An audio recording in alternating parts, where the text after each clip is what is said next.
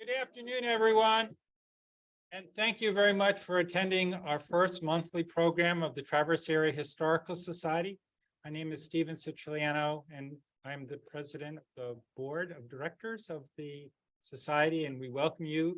If you're not a member, and I know many of you aren't, there are membership forms in the back, and we certainly welcome you to participate. The membership funds goes to help student scholarships, as well as to support the programs that you'll enjoy today. I'd like to take the pleasure to introduce our speaker today. Jordan Owen is a writer, educator, and sailor living in Traverse City who currently works as the general manager of the Grand Traverse Yacht Club. Holding bachelor's and master's degrees from Indiana University in American history, Jordan has worked both on and off the water for the Chesapeake Bay Maritime Museum, the Baltimore Museum of Industry, the Chesapeake Bay Foundation, and quantum sales. He is also a past Commodore of the Grand Traverse Yacht Club and the Lake Michigan Sails Racing Federation. The program today is entitled The Mostly True Story of Dick Bassett, Traverse City's first celebrity. Hear the mostly true story of Traverse Bay's own hermit, Dick Bassett, a Civil War veteran who became a celebrity in the age of the new media, the 1890s, while exploring new research which will show the fuller picture of the man who's homesteaded the small island on the bay that would come to bear his name and how he became a figure of national fascination. So please welcome Jordan Owen. Hello. Oh, hello, everybody. Hello, tall person. Mic goes up. Hi there, and hi, everybody at home. With the Zoom presentation, because the nature of things, I can't wander too much because I don't want to leave you folks at home out of this, but I tend to wander. So I'm a little bit caged, but I have got my remote control right here. And also, just for a second, what I'm going to do is go ahead and I'm going to record this myself. That's why I have an earbud in my ear at the moment. Okay. So just so we understand,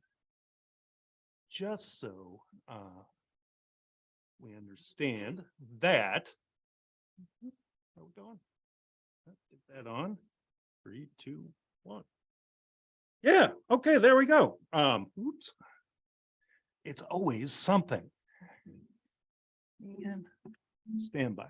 So basically with the preface, I'm just going to say, we're all in agreement here. Oh, that just collapsed. It's always something.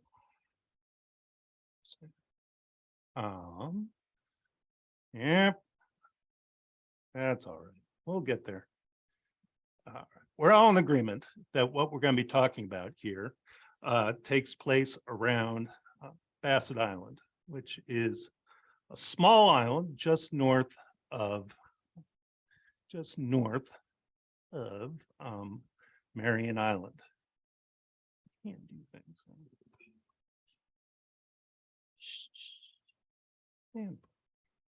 Stand by. Well, we're not going to worry about recording it then. Okay, there we go. So, but it's recorded on Zoom, so I'm not losing all of this. Thank you, everybody home at Zoom. Hi there, thanks for coming. My name is Jordan Owen. We've got a lot of friends, not only from the Historical Society. I'm a member of the Historical Society, and we also have a lot of my friends from the Grand Traverse Yacht Club. So thank you for coming. I am not from Traverse City. I moved here about 21 years ago. I do have a background in history, and specifically it happened occupationally, kind of local history and regional history. It seems odd that you grow into being the manager of a yacht club, but things happen in life. But I have a background more or less in maritime history and industrial history, and you'll see that plays into this. So once again, we're all agreeing, we're talking about Bassett Island, which is a small island to the north of Marion Island. Of course, we think of, I think of it as Marion Island. Now we talk about it as Power Island. Power, it's a tease all through the winter. Out there, if you drive along the parkway, you can look up the bay and there's Power Island. And you know that's where summer happens. So it kind of has a little magical quality. And to the north, Bassett Island also helps give it a little bit of a magical quality. Of course, there's the island there. There is that tiny little bit up there is Bassett Island. Now, I got a lot of sides here. I got a big deck of Dick Bassett. So if I get past 60 seconds on any of these, and some of my rugby buddies are here, so they'll do it. Yeah, just give me a shout because we don't want to get bogged down here. So Bassett Island. Bassett Island is basically about a 2-acre island that's at the end of a tombolo, which is a geographic term for a separate island connected by a small strand of land to a larger island. Now, today, we look at Bassett Island. This is what you see in the summer. That is lovely, inviting. It is a campground set up now currently as a campground by the Grand Traverse County Parks Department. This is what it looked like yesterday. It's a little cold out there at the moment, but you can see there's a bit of elevation change there that the island actually forms a little bit of a hump. Now, in 1899, this is what it looked like. It had been developed as a fish camp by a man named Richard Bassett or Dick Bassett. And this is his story. We're going to find out how a man who was possibly born in Iowa, then a Civil War veteran, wound up here. Well, we don't know how he wound up here, but what became of him when he came to Traverse City and Grand Traverse Bay. Now, I'm going to start out with a little bit of a prelude. 1898, I think about, see, I already started wandering around from you people at home. Just so you know, 1898, I think of as one of the apex years in Traverse City, when amazing things were happening. Now, perhaps the most amazing of it was Buffalo Bill Cody came to town with his Wild West show and Congress of Rough Riders on July 19th. Earlier that year, the Hannah Rifles became the 34th Infantry Company M of the Michigan Volunteers headed off for the Spanish-American War and eventually into Cuba. There was a lot of energy at the time in Traverse City. What you can see there, there's a man out front with a sword. That's Hiram Knapp. He was the second lieutenant of the Hannah Rifles. And just coincidentally, my wife and I live in the house that he lived in at that time. So purely coincidence. But there they are parading on Union Street before going off to the war. And as we said, lots of going on. Buffalo Bill coming to town the day before, they were in Manistee. That's a poster that was uncovered a couple of years ago, that they came to town on the MN&E from Manistee, unloaded, and then paraded down Union Street towards the fairgrounds between 12th and 13th. 14,400 people watched Buffalo Bill's Wild West show that day. In the afternoon, only a third of attendance for the evening show due to rain. But another legend who was there, of course, was Annie Oakley. Many of you already know these things. Why bring this up? It's because this was the time of American mythology, where real life characters turned into folklore. People like Fabian Fournet, who the roots of his story became Paul Bunyan, John Chapman, Johnny Appleseed, and John Henry, a Virginia prisoner who was leased out for labor, became enduring legends. I like to think we have a little bit of our own here in Traverse City. It was also a time where hermits were sort of in vogue. All of these men have a certain look to them, don't they? Yes. And it was a time where people somewhat idealized the idea of somebody who set himself apart from a rapidly modernizing world. Industrialization, mechanization, urbanization, all of these things They were generally, some had a religious bent, but not all of them. But people who voluntarily set themselves apart, and for the most part were innocuous, as in fairly harmless folks, made good attractions, and they made good press, sold newspapers. So moving on, I've got prologues, I've got prefaces, whole thing. 1890. This is an era we're talking about. If you're in this room and you enjoy Traverse City history, we talk a lot about this here because it was one of the high points of Traverse City. Here we are at the end of the White Pine era. We know that Hannah Lay has sold the mill and there's transformation in the air. We call this, I think of it as the Queen City era. Of course, Larry Wakefield has a book that name, that this was commonly referred to term, and we're entering the age of hardwoods that with mercantile interests and manufacturing interests in Traverse City. Of course, this was sort of the second phase after the original pioneer era. And this coincided with the resort era, okay? Here in Traverse City, with the railroads, 3 of them eventually making their way and being fully realized by the early 1890s, you had the development of the first generation of tourism, of course, cottages with resorts, not in the thought of how we think about resorts today. You think about when you look up a resort, it's basically a full service hotel with extended amenities. Now, at this time, the resort was a retreat. Most of us are familiar with Bayview, just on the other side of Petoskey. Bayview is one of the great lasting examples of one of these resorts. These were the synthesis of church camp meetings and the Lyceum movement, which is basically an educational movement, that during an era where you had basically generating a fair amount of new wealth and also the sort of labor that was no longer time intensive, you had the generation of a leisure economy. So places developed like Bayview, organized by the Michigan Methodists still to this day on the north side of Petoskey. Their partners in this sort of thing were the railroads. That's a map, famous map of Grand Rapids and Indiana line that brought people, basically started from Cincinnati and channeled people all the way up through Richmond, Indiana, through Fort Wayne to Grand Rapids and up the way. And the ultimate terminus, of course, was Mackinac Island, Grand Hotel. The GRI was partners in the Grand. Now, Traverse City had its own boomlet in 1889 and 1990, or at least the Grand Traverse and West Bay with the resort area.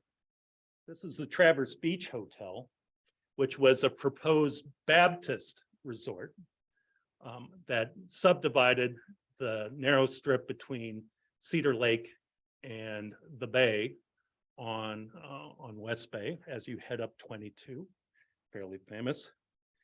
Also as famous was Neotuana and Traverse Point. Neotuana was the Universalist and still today is residential association. And then the lower tip of the property was Traverse Point, which was a non-denominational group. There's, I would think a lot of you are familiar with the old pictures of the Hotel Neotuana, which is no longer standing. And here's just, this was produced a little picture of Traverse Point. This is the point of land across the way from Bassett Island. Now, this connection was made between the two with some of the developers of Traverse Point. They were sold fish on a regular basis by the interesting man who seemed to live on that island at least part of the year. That man was Dick Bassett, who was quite mysterious. Already by the 1880s, he was known to people in the area. And he was a productive man, fisherman who sold fish across the region. And he also farmed a very small scale farm on the island, and we'll get into details about that. What happened next, due to this connection of the people across the way and the man on the island, word got out. We're going to circle back to that. Now, Richard Bassett didn't start out on that island, of course. Richard Bassett, Dick Bassett, started out in Iowa, and we're going to find out how he got to Traverse City. Born in Iowa, 1837. How do we know that? Because that's what he told the census takers in 1900. Born in Iowa, had an interesting childhood out on the plains. Now remember, the plains and the West, because this was truly the West at the time, was much more like the West of Little House on the Prairie, not the Old West with cowboys. But we'll get to that too. Now, Dick Bassett, apparently, his father was a herder and involved in the livestock business, but was also a guide for migrants headed to California. In one account, Dick said that his family actually went to California. And in other accounts, it was said that Dick was left alone to mind the herds while his father guided migrants across the continent. And he was left at early age in his teens to mind the herd. Now, obviously, that's character building, as we say in the business. Now, Dick Bassett, at age 24, we get to 1861. Dick Bassett was in the right place, right time as a man of a certain age. 24 was actually sort of the median age for men involved in the Civil War, at least on the Union side. Dick Bassett enlisted in the Union Army, the 5th Iowa Infantry in Bellevue, Iowa. Bellevue is on the Mississippi River on the northern half up by Clinton, and then moved on to fully being mustered into the Union Army in 1861. And over time, he rose through the ranks, enlisted as corporal, and eventually would move up to 4th sergeant, and then was wounded in the shoulder at a place called Iuka, Mississippi. Now, just to demonstrate this moving around, think about Dick Bassett was a young man entered at 24 who basically served the length of the war. What we're seeing here is, I don't expect you to see exactly how he went.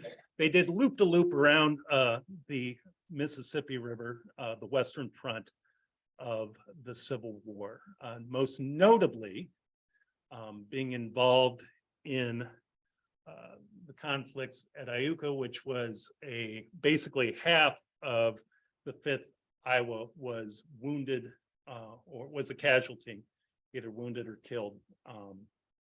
And then they were also involved at Vicksburg, which was a major turning point of the war, which basically secured for good the Mississippi River for the Union. And that concluded on the same day as the Union triumphed at Gettysburg in 1863, July 4th. And then they moved on and were involved in many different conflicts. And this group, the 5th Infantry, was part of Sherman's March to the Sea. They had a list of commanders at the very top that included Grant and Sheridan and Sherman with the Army of the Tennessee. And by the end, in Selma, Alabama, 1865 is where Dick Bassett's service came to an end. Now, in a question that comes up a lot to this day, as veterans leave conflict, what to do next? Dick Bassett of the West. Dick returned to his frontier existence. That is not Dick, but went on to the frontier, and this is a period we know nothing about. From the war until 1876, it was said that Dick Bassett worked once again as a herder, but by this time, herders and drovers had become cowboys. So it was in the first generation of cowboys. It's also quite possible he could have been involved in the Indian Wars that followed the Civil War. So now, Dick Bassett of No Man's Land, 1876, all the way up until 1889. Dick Bassett arrived in Traverse City probably about 1876. And he went to work for a man named John A. Jackson, who was probably the biggest operator of whitefish, catching and selling whitefish and lake trout in Traverse City at the time. The first year, Dick Bassett lived on the beach. This is out of a lot of the photos in our collection for those of you who, with the Historical Society, who spend a lot of time like I do, looking at the photo collection, which I think of as late 1800s Instagram. So this is from that collection of a slab lean-to. That was not Dick Bassett's lean-to, but he probably made an accommodation for himself like that as well. That first year, fishing for John A. Jackson, probably cutting ice as well, because Jackson was the largest dealer of ice in the late 1800s into the 1900s in Traverse City. Now, in the course of fishing, Dick had spied this island uninhabited out there to the north of Marion Island that was more or less generally known as No Man's Land, because rumor had it was that it had not been properly meandered by the government surveys of 1847 and 1852. That while then Marion Island, formerly Hog Island, the larger island, had been surveyed and subdivided, and land patents had been granted, and the property of the large island had been sold and swapped and moved around, the Smile Island had not. Now, that leads us back to here. Dick Bassett in 1877 moved on to the island. This picture, what we see, is from 1899, the last year he was truly on the island, and was the sum of all his work he had done on the island. But moving on to the island, Dick Bassett literally set up camp. What you see here is just a little representation of what Dick called his island home. See there that there were a cabin, larger cabin, a couple of sheds, including an ice house, place for fishing gear. He built his own dock over time. He had other places where in the lee of the island, that basically the other side from the prevailing winds, where he stashed his fishing gears. And then he also planted an extensive garden and vineyards and fruit trees. So that's a nice look. This is an estimated representation. Don't know for sure. And Dick Bassett set up a lifestyle that he would follow for at least the next 20 years, where he was on the island from spring, late spring, probably, from spring well into the summer, fishing for himself and selling to vendors and private individuals throughout the area, through the summer, well into the fall and early winter. He'd make his harvest there. He sold vegetables, fruits and vegetables from the island as well. And then by late winter, he would wait for the freeze to set in. And when the bay would freeze, he would harvest ice from the bay to stock his own ice house. And then, if he felt he was a little light in the wallet per se, and they didn't have enough cash, he might head off to one of the lumber camps. What you see here, not only typical lumberjacks and big white pine, but the numbers on the side. It was said that Dick Bassett, one of the roles he performed in a lumber camp was a scaler. The scaler is somebody who estimates the board feet in each log before it goes into the mill. So those numbers tell the lumber company what they can expect to get out of the log. Now, Bassett probably also worked as a cook in the camp. Now, one of the main attractions about being a lumberjack, not just for the money, that obviously it was hard, cold work on the winter, and they logged in the winter because that it was much easier to move the logs over snow. And then the flush of the rivers with the melt would carry the logs down the stream. This is basic Traverse City history. You all at home, you know that. That one of the main attractions, of course, was the food. How do you keep a camp full of men out of trouble, especially if they may be earning some extra money and have no place to go? Good food. So it was very important in a lumber camp to have excellent food to attract not only your lumberjacks, but to keep them in camp and get them to come back the next year. So that basically how Dick Bassett lived his life for, say, the first 15 years. And people in Traverse City knew he was out there and doing this. He was known to be, well, not a recluse, probably not a hermit, but at least a little shy and not very talkative. But it first appears in print in 1882 of some young men out for what we now out for a cruise. They were on basically a camping trip up the bay, and they had forgotten their tobacco, so they stopped in on Dick Bassett for a pipeful in 1882. So it was known he was there. Now, this is where things get interesting. Dick Bassett, Robinson Crusoe of Grand Traverse Bay, 1890 through 1898. In August of 1890, a story is published in the Michigan Tradesman. The Michigan Tradesman is a twice every month publication for salesmen and merchants in Michigan. Now, this, I really like to think of this as, this is a lot like the Music Man, okay? The opening scene of the Music Man is the song's called Rock Island. And discuss, of course, traveling salesman discussing, the skills of the trade and what the problems are in the industry, and eventually wind up talking about Professor Hank Hill.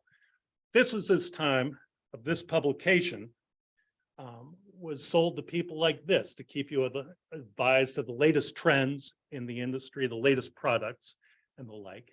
And for whatever reason, there was this small feature article about Dick Bassett, Richard Bassett, this man who lived on no man's land, an island in Grand Traverse Bay.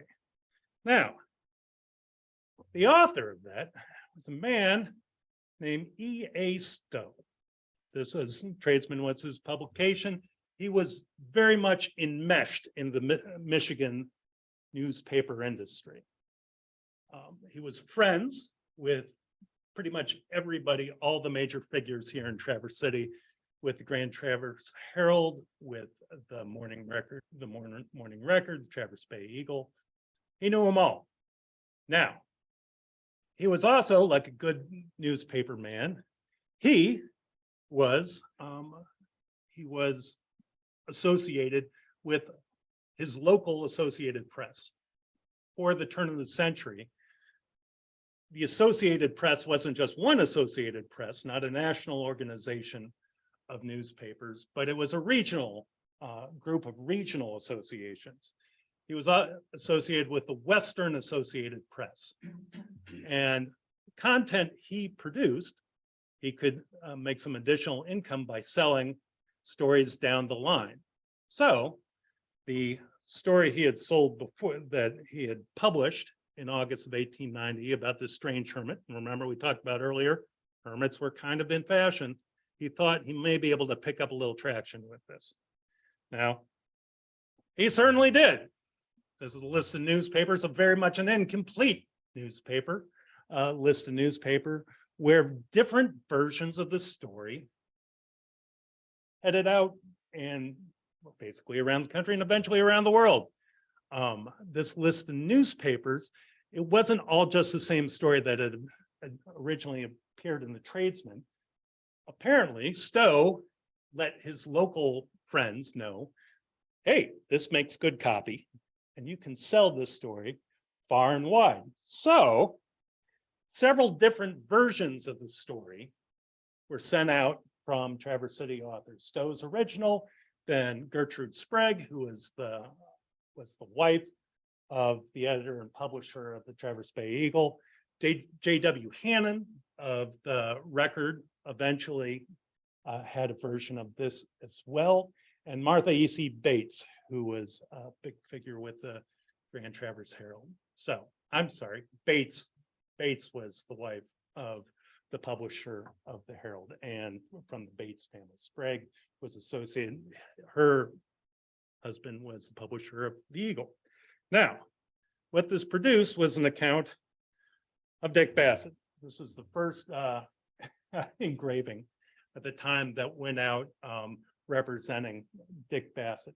And the key parts of this story were the idea this was a Civil War gentleman who had, given up the luxuries of life to be this fisherman, and he lived a simple life on a land, on an island he did not own, and in fact nobody owned. It was no man's land. It was a place that, since it wasn't on the government maps, the fascination is he didn't have to pay taxes. He was unburdened by paying taxes. He was unburdened by voting, and he was truly living in his own paradise in his small island. So this got elaborated as it spread around the country. Embellished is a better word, because with wire service stories, they help flesh out a newspaper. Occasionally, these stories literally grew to fill space, or were compacted maybe to one paragraph. Now, a newspaper made money not only from advertising, especially this early sort of frontier or pioneer newspapers, made money mainly from publishing the official legal notices and public notices of the time and advertising. And sometimes you had enough advertising that filled out, you had to get some content. Dick Bassett is a perfect example of that. So stories spread far and wide. Like, he was born in the South. The rest of his family went with the Confederacy. So Dick fled the South to serve in the North. Other ideas, other possibilities was that somewhere along the line, he had lost a great love and now took to his island, forever remorseful for lost love. A full range of ideas were floated as such. Now, back locally, people saw the opportunity that Dick, maybe we could get him, take advantage of our own asset. We have our new local celebrity. Now, they're across the waters at Traverse Point and Neotawana. They actually had started more or less organizing marketing. They didn't call it marketing at the time, they called it advertising, but came up with what we think about as marketing. And these are 2 pages taken from the back of Along Traverse Shores, a book that was written by Mrs. Bates and Mrs. M.K. Buck, that was basically a conglomeration of stories revolving around the bay, about traveling up and down the bay, and what a wonderful place it was. It was the perfect place to be in the summer, lovely resorts, and throw in some Indian legend, some said to be stories taken directly from the first people. But this was also the year as the Song of Hiawatha. The actual content given to these people that was interpreted by these 2 authors, probably not often. But this was a collection of stories advertising to the world, or at least the Midwest, the glorious things that could be found on the Grand Traverse, which just happened to be at the end of the Grand Rapids and Indiana Railroad line. So there we have, once again, we have Traverse Point there on the other side. And the goal of this was from the 1905 atlas of Neotwana and Traverse Point. And you see all the tiny little subdivisions on that map. Those were the individual plots that were available for purchase. This was a real estate development, pure and simple. I drove out there yesterday, once again, to take a look, and actually it helps to do it in the wintertime without the leaves. And a tenth of those plots were actually developed. So what we saw along Traverse Shore was part of a marketing effort. And actually, right there's actually a photo of Traverse Point Resort. Just along the shore, that's probably looking southeast, a group of people. I won't blow it up, but there's a man way back to the left who looks suspiciously like Dick Bassett in there. Now, this brings us back to the railroads. We talked about the Grand Rapids and Indiana line.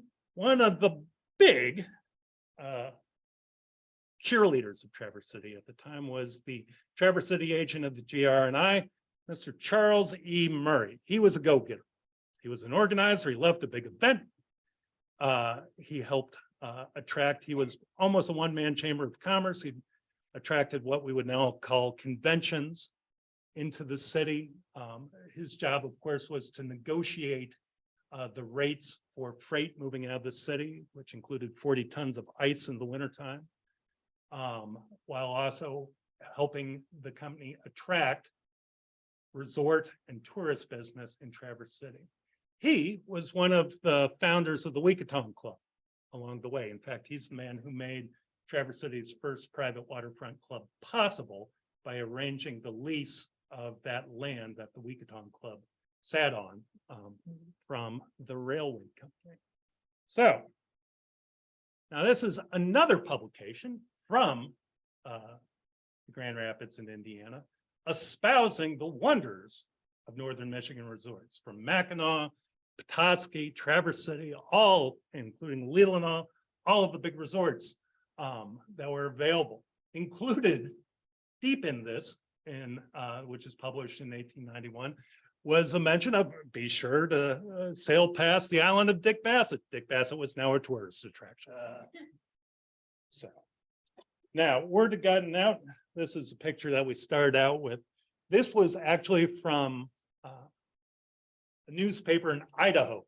This is, I think, the Blackfoot Press in Idaho. And they took an earlier version, that first version we saw of Dick, and they just, something must have caught the fancy of the editor or the artist, and they improved upon that. So this is my favorite representation of Dick Bassett. Probably looks absolutely nothing like him, but that is my favorite. Now, Dick Bassett, he had some words to say about this, and it was not 1992, it was 1892. In 1892, Dick had his reply because he was sick and tired of all the attention that was coming his way. He was getting letters from across the country accusing him of crimes of every sort. Every major malfeasance, train robbery, bank robbery, gunfight in, oh, thank you, Siri. You don't need to help. We're good.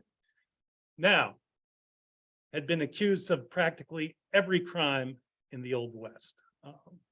Also, this was on his mind. So he sent a letter to his acquaintance he had made who had published his story.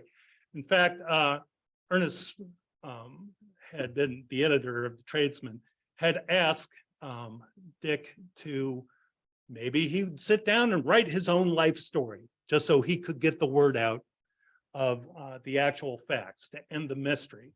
And he tried to tempt him into doing that by having their staff artist do a representation of Dick Bassett. Dick didn't bite. He wasn't having it, not a one. Believe me, I'd like to stay on my island. This fussing is just too much. He had not only his gardens, he had a herd of cats. which pretty much if you go to any fishing village in the world, herd of cats. So he was settled in life, and while he was hospitable, he enjoyed the company of others. He was not open to telling his entire life story just yet. Now, Dick Bassett, I come back to this, he's often referred to as the hermit of Grand Traverse Bay. I did it myself earlier. He wasn't a hermit and he wasn't a recluse. In the 1880s, he'd actually, he always welcomed visitors. In the late 1880s, it's recorded he was off on a yacht trip with some of the leading figures in Traverse City up to Charlevoix, with Milkins and the like.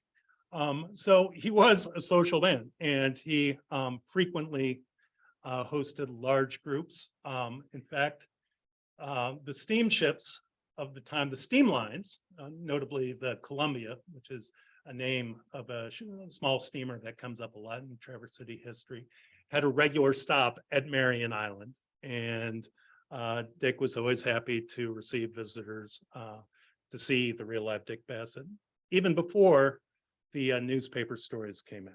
So, yep, so there is a larger representation of Dick. And this comes into, now we've gotten to this point that this is late stage Dick Bassett we're getting to.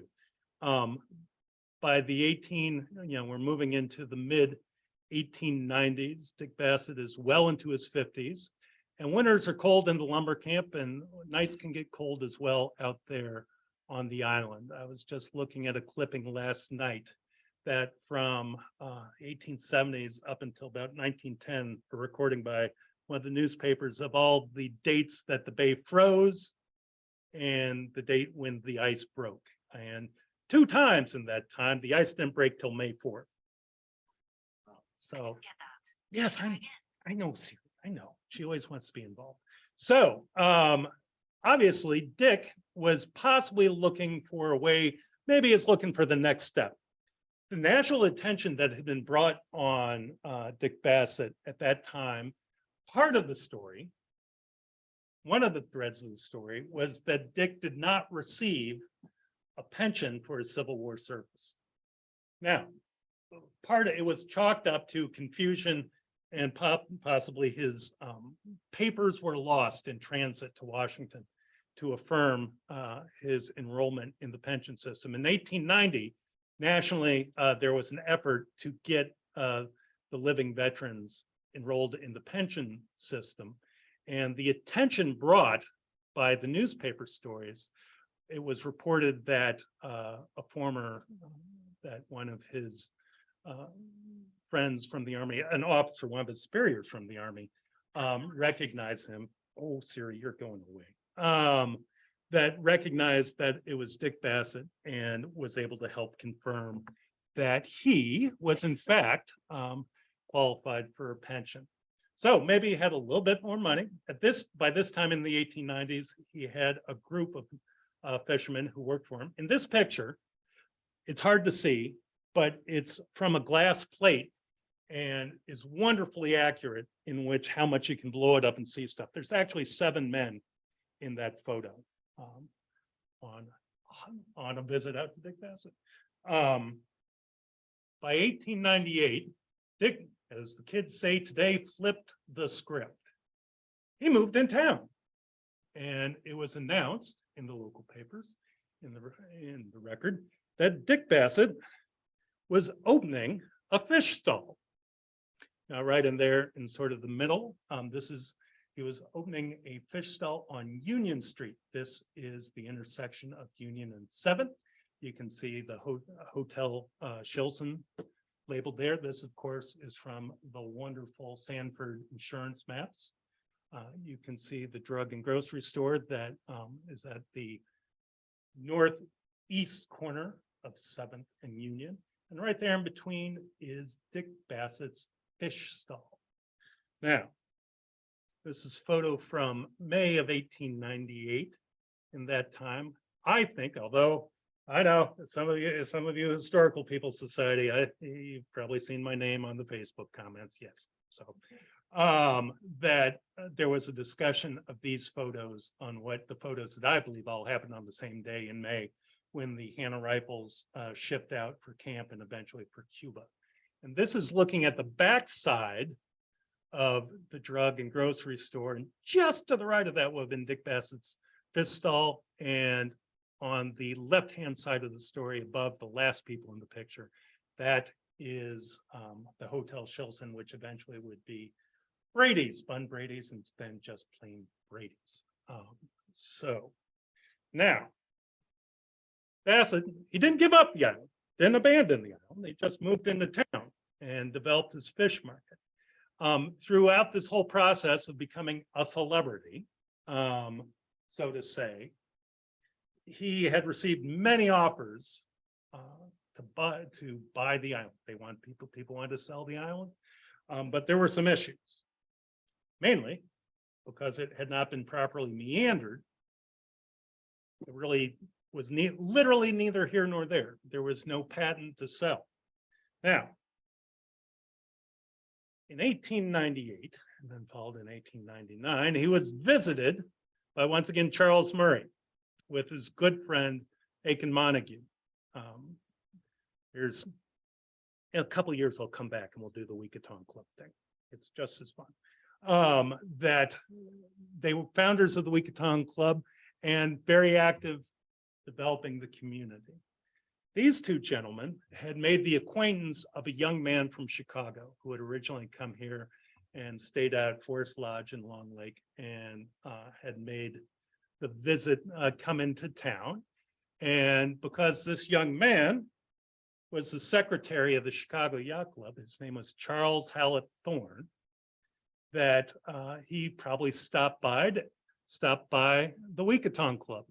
As we know, many people in this room know that clubmen and yacht club folks like to go and express their power of reciprocity, otherwise visiting other clubs. So it's most likely that Charles Thorne showed up at the Weekaton Club and talked to Murray and Montague.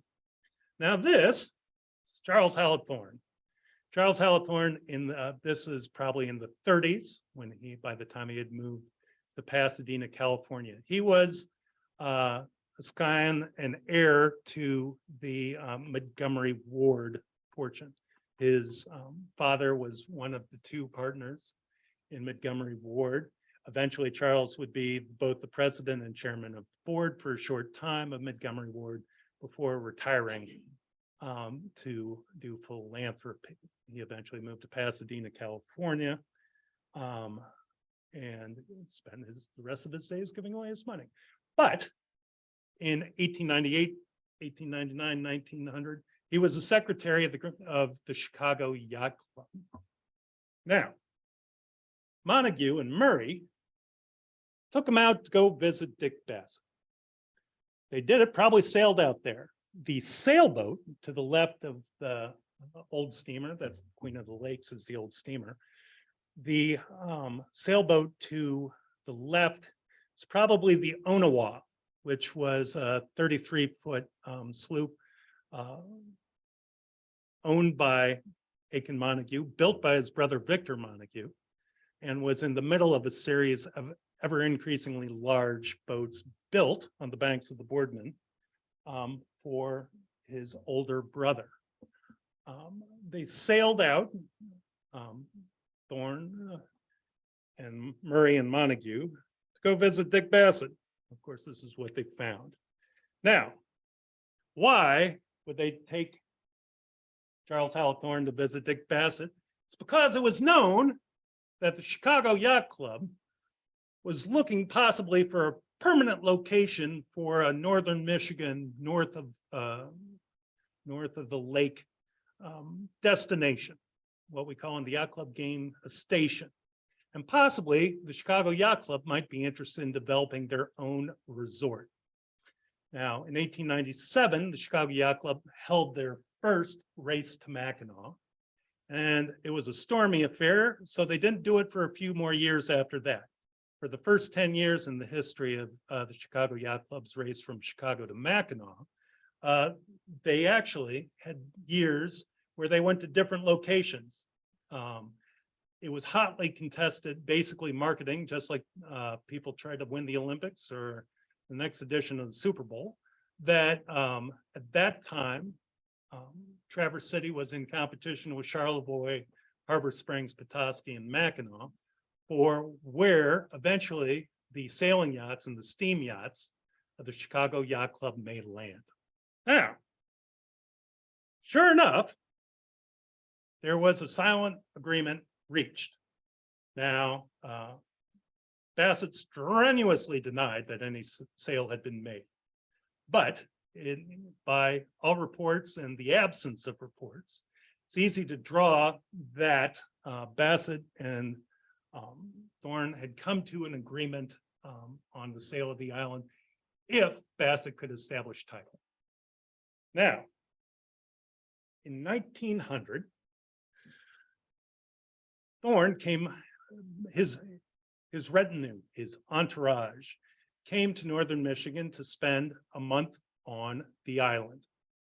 This, also deep from the photo collection right above our heads, this is a slight repair going on Thorne's sailing yacht, a 40-foot sloop named Blade. In the background, you will see the island.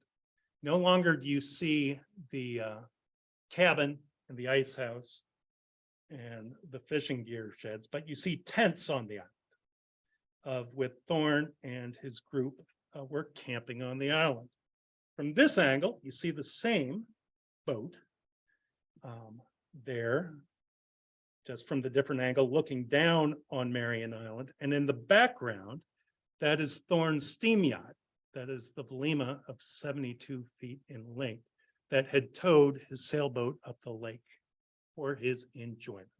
Now, here's the thing. Dick had work to do. And in fact, he lined up to first get the land patent. He had to get surveyed. So he did the work, pestering people, apparently, and the like. And in 1900, the island was surveyed and added to the record. This is the big print of it where they misspelled Bassett, but officially it is labeled Bassett Island. Now, a little bit closer, we can see here, there we go. Yep, right there. Now, with this done, with the official survey made, Dick makes the application on the grounds that he has homesteaded the land for suitably long period of time as veteran. And in October 1901, Dick Bassett is issued a land patent. In March of the next year, the sale is completed for $2,500.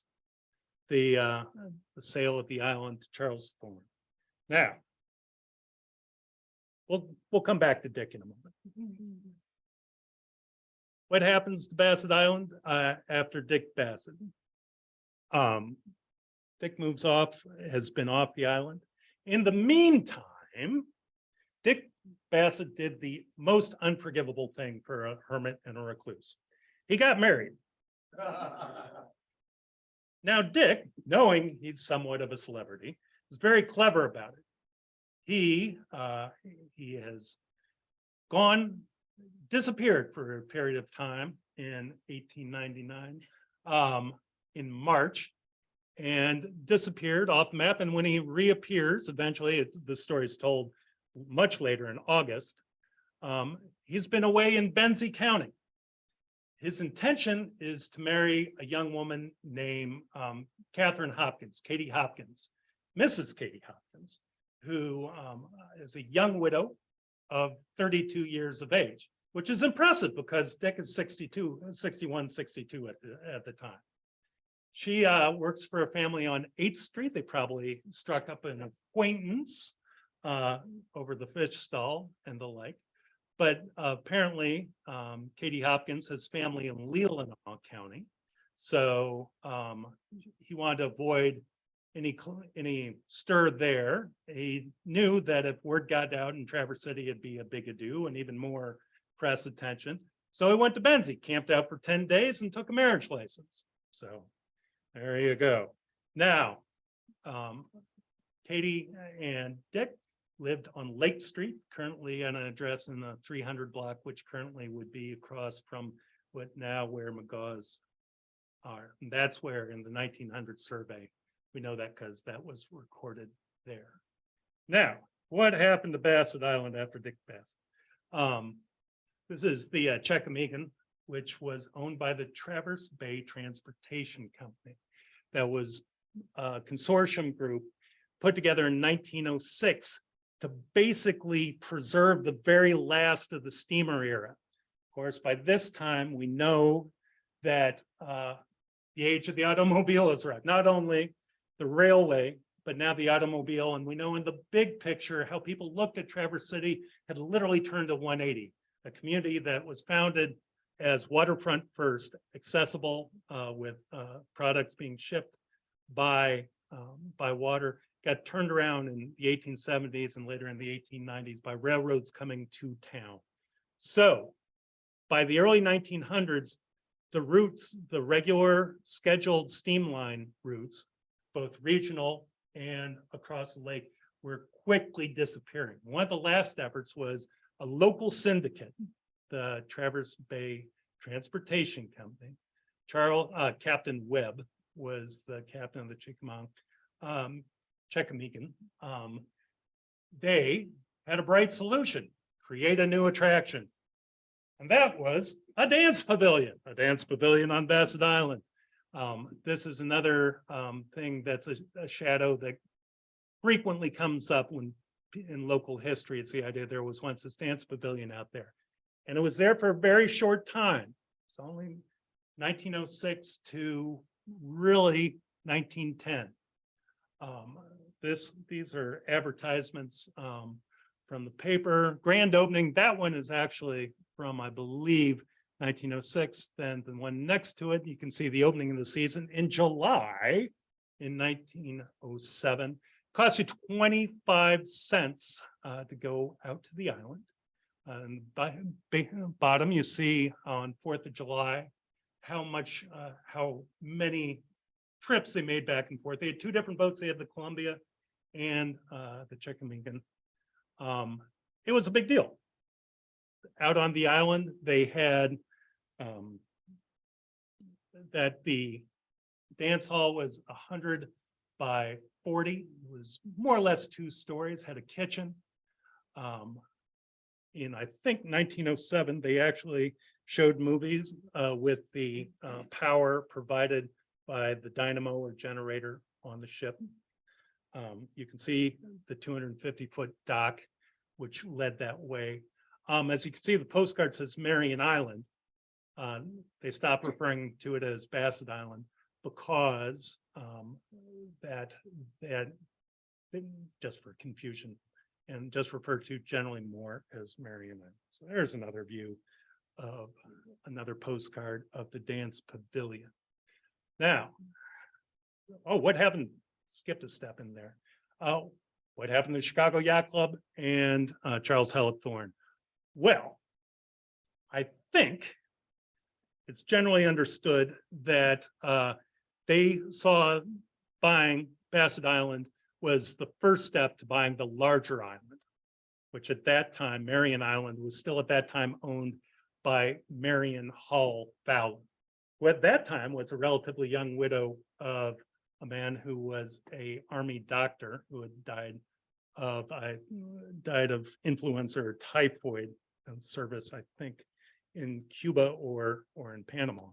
And they were, Thorne was unable to locate Marion Hall Fowler, and they were never able to make the connection to possibly unite the property. But it took somebody with a lot of pull was eventually able to get that figured out and make that happen. Yes, the Elon Musk of his day, Henry Ford. So in 1917, Henry Ford was able to unite the properties under one title. That's Henry Ford on the dock of the Weekatong Club. And that is his private yacht, the Celia, which probably the picture on the left, 1923, where they were picking up not Harvey Firestone, Firestone and Thomas Edison for one of their adventures, eventually up to the UP. And that was his 200-foot steam yacht, the Celia, which anchored off of Traverse City. And the Weekatong Club, of course, we know that his sister was married to Traverse City, a man who established what was eventually would become Grand Traverse Auto. So now the question, the big question, is who is Dick Bassett? We know a lot about Dick Bassett, or at least I know a lot about Dick Bassett. We know a lot about Dick Bassett in a certain time period. What we don't know is the actual experiences of his youth, the time in the West, and then the heart of his Civil War experience. Without a doubt, Dick Bassett probably suffered from PTSD. He probably, while he was, and once again, I say he was not a hermit, he was not a recluse, he valued his privacy. I still have several threads to pull on the topic. In Civil War records for the 5th Iowa, there's no Dick Bassett, but there is a Dick Barrett. I think somewhere the confusion for proving Dick Bassett's pension may have been based on that. There are other articles where they've, I believe, the Grand Traverse Herald, it is the Grand Traverse Herald, published Dick's response to one of its fan mails. Dick got a lot of fan mail, and to which he responded to much of it.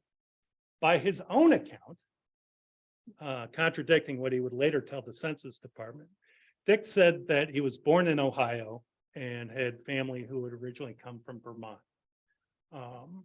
So there may be many different stories about actually who Dick Bassett was, and maybe his name actually was Barrett. So, and there are, his family was supposedly came from originally Rutland County, Vermont, and there are still many of Barrett's in Rutland County, Vermont.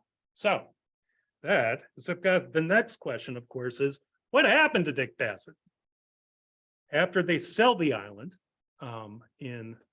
officially, the ink is dry on the transaction in 1902. In fact, it said that him and his wife have come down from Marquette, Michigan to pick up the check. And they did. And apparently headed out to California. Now, at this time, the idea, you think about somebody in 1900, going from Traverse City to California seems wildly exotic. But it was incredibly common. In 1904, there was a picnic in Long Beach of 34 former residents of Traverse City. And also, even I think slightly more incredible, that 2 former Traverse City residents ran into each other on the streets of Catalina Island in the same time period, and that was reported back to the local newspapers. So apparently Dick Bassett and Catherine headed off to California, and yet I've yet to find where the rest of the story is. So the question is, hey, Jordan, what's next? Where are we going next on the Dick Bassett project? Now, well, we're going to continue looking at some stuff so we can find eventually what happened to him. Hopefully we're going to get into some very light surface, not breaking the soil archaeology of Bassett Island. Get the drone up there, get the metal detector, see what we can find. I brought in our trophies there as Grand Traverse Yacht Club. For the past few years, we've started the Around the Island Either Way race for the Dick Bassett Trophy. And that's a race that goes from Great Lakeville up and around the island. And with the Dick Bassett race, you have your choice. You can go either way because Dick liked to have choices. The race for the slower classes is actually the Marion Hull Fowler Trophy, which is the smaller trophy right there. Now, the big idea eventually is, I'm working on actually, trophies right there. Eventually, we'd like to, in process of putting together the application for a Michigan historical marker on for Bassett Island.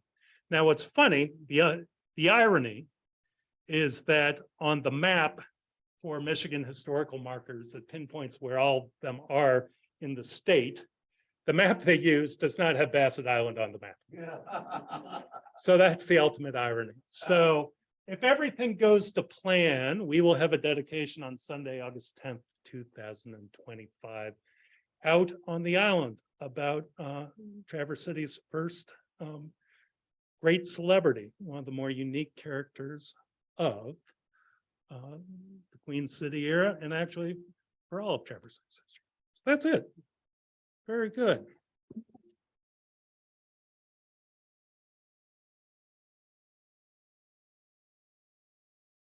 Questions, comments, cries of outrage?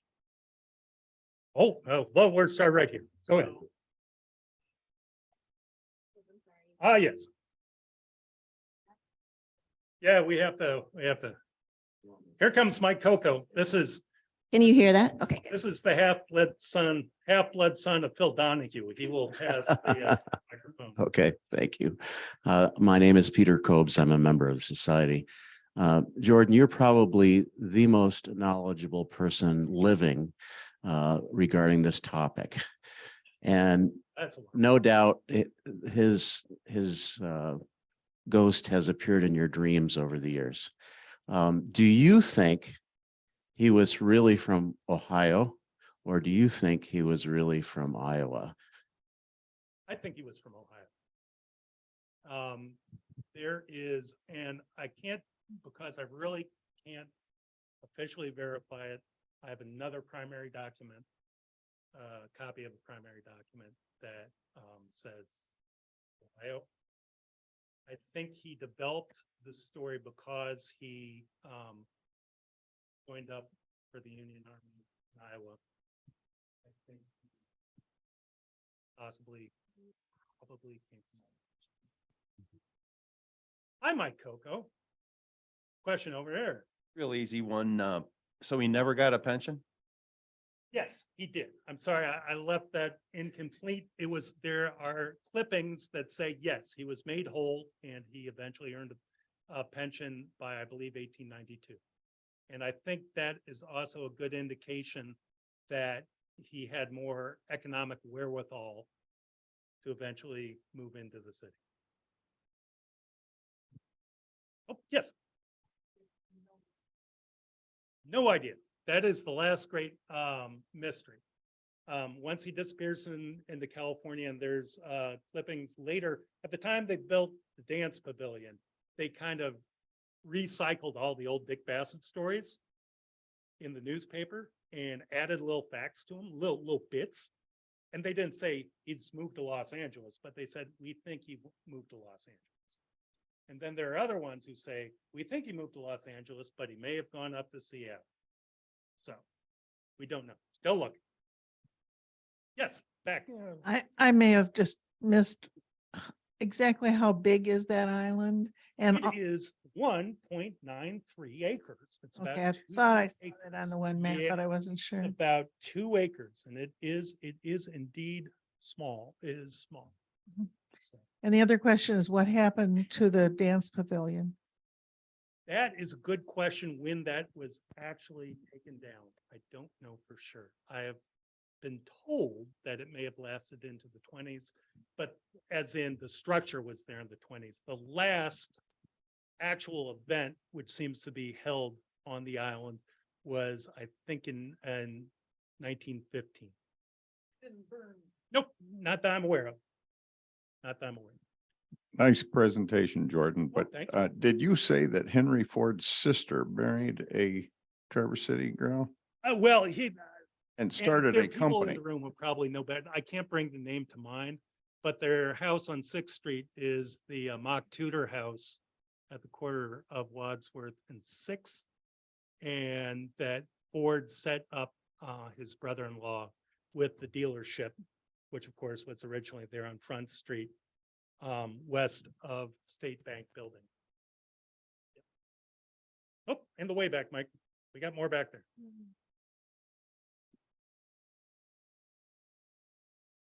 What do you think brought him to Traverse City? That is a great question. I'm glad because I've left that out of this. It was in other some of the stories, one of the main tropes was he came to Traverse City. He came east because the high air of being a cowboy on the Front Range and in the mountains was not good for his wounded lung. His main injury after being shot in the shoulder was damage to his left lung, and that apparently he came east out to get down out of the altitude. No idea why he came to Traverse City, but this is where he came. I'm all right, back in the back. In your broader research, is there any connection in the rise of hermits in the 1880s, 90s with Civil War veterans who probably did have PTSD, whatever they called it? Without a doubt. I'm sure somebody is making a meal out of this. There's a dissertation out there somewhere.